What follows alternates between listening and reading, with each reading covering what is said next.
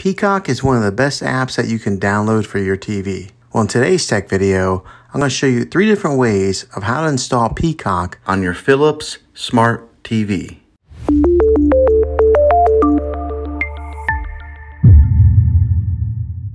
It can be really frustrating if you want to watch some of the great content that is on Peacock and you find that your TV is unable to download it. If your TV is an older model of Smart TV, then it could prevent you from downloading this app.